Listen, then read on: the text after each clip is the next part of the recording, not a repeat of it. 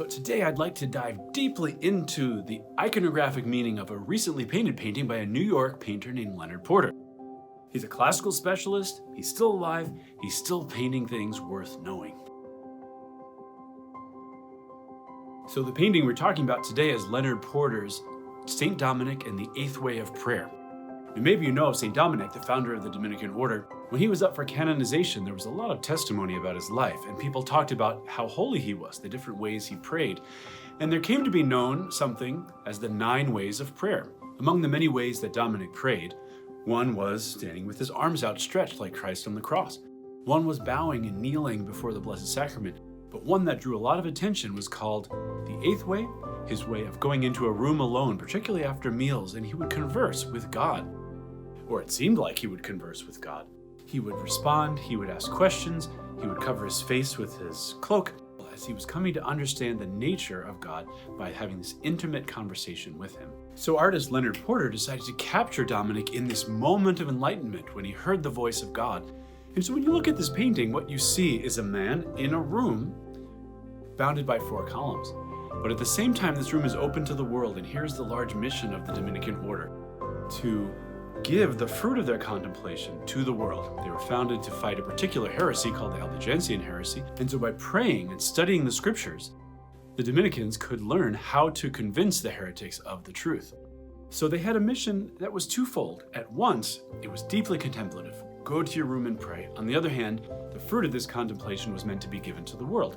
So Dominic is seen in a room that's not a room, bounded by 4 columns, yet open to the world. So in the lower left of the painting, you'll see a small representation of the Cathedral of Albi, a city in France where this particular Albigensian heresy tended to be centered. If you look closely, you'll see there's a bridge that comes from the cathedral in the city of Albi back to Dominic.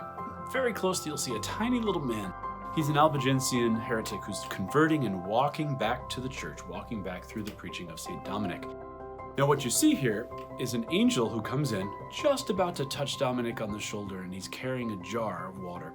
Now one of the prayers, the antiphons to St. Dominic, says, "Freely you poured forth the waters of wisdom." So since Dominic is conversing with God, the angel comes as the messenger of God with this jar of water that will be poured into Dominic so that it can be poured out for the world.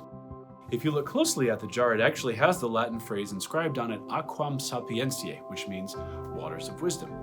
A close look at the jar also shows this very minute little still life all in itself. The water in the jug actually changes our optical experience of what we see through that jar. And the reflection on the surface of the jar actually shows the columns and the arches on the other side of the porch where Dominic is praying.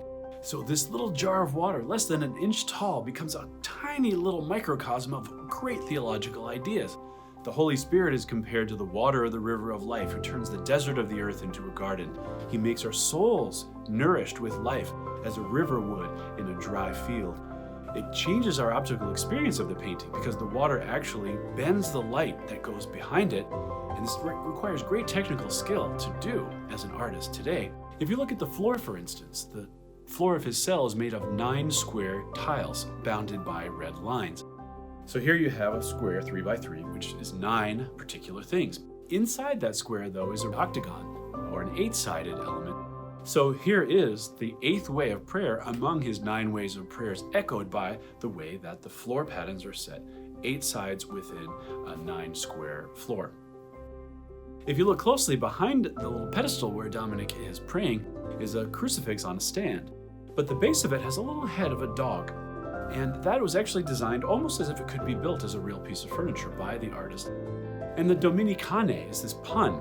The name Dominicans literally means, as a pun, dogs of the Lord. Domini means of the Lord, and cane means dog. And this name Dominic came from a particular vision had by his mother, Blessed Jane of Aza, where she saw a dog with a torch in its mouth setting fire to the world, meaning her son would set fire to the world with the truth, the light of the truth. And so to this day, the Dominican motto is Veritas, truth, and often shown with a flaming torch. So here Dominic is praying, conversing with the Lord, coming to know the truth so that it could be spread out to the world, and the mission of the Dominican order was set. At Dominic's feet, you'll see a book and a lily.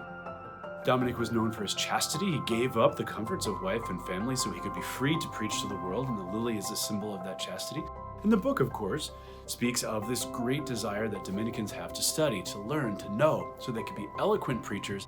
They can discuss things with people and bring them back into the heart of the church. At the corners of the painting, you may also see a beehive and a bee. Very interesting symbolism. Bees in the Christian tradition have a long history. Of course, even in the Old Testament tradition, honey was a sign of blessing from God. Bees were also a symbol of a well-governed universe. Bees in a hive worked together. They obeyed their queen. They provided wax for candles. Candles could be used for Mass. Mass was necessary for the Eucharist. Eucharist was necessary for divine life. So here we have Dominic governing his church, bringing people to the sweetness of the truth and allowing for the fullness of the Eucharist to bring them to divine life. Now, mysteriously underpinning the painting is a geometric arrangement of a circle and a square. If you could imagine drawing a line around the circle from the top of the close arch, going around through the curve of the blue of the angel's outer garment, you will see that this geometric underpinning gives the painting order and harmony and peace. Dominic is in a very human-looking pose, in prayer, having a moment of exaltation, his hand over his heart, the other hand resting peacefully on his knee. The angel, however, is coming in a very particular pose. You might see the angel's left knee sticking out as his very languid, graceful hand is about to touch Dominic on the shoulder. This pose was actually developed from a series of ancient bronze statues called the Riachi bronzes.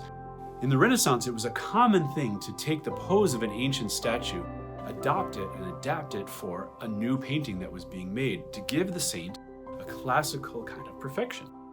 Now, Leonard Porter knew that these Riachi bronzes, although these statues were ancient, had been lost in a shipwreck, and they weren't known until the 20th century, so therefore they were never in a Renaissance painting.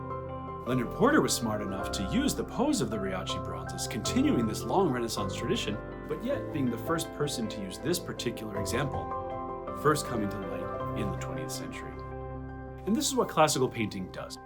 It's not just simply recreating old forms, it's giving layers of richness of meaning that are accurate to the intellect, accurate to history, accurate to visual representation, and at the same time takes the human existence and time and space of Dominic, takes him outside of time, outside of space, and allows heaven and earth to intersect. It gives us the big idea in a very clear way, and at the same time delights us by allowing us to find more and more specific details that reinforce our understanding of Dominic, his role in the church, the reason the church exists, how holiness extends out through the world through prayerful study that then becomes the fruit given to others. So in this little painting, roughly 1 foot square, we have this image of God portrayed in his saints, a particular instantiation of God's will for the world, his love for us, and how he wants to bring us back to his heart, not denying our rationality, our mind, our intellect, not denying our bodiliness, not denying the intersection of heaven and earth, but instead showing those things to us glorified, allowing us to delight in finding the great complexity of God, and at the same time, his great and simple love for us.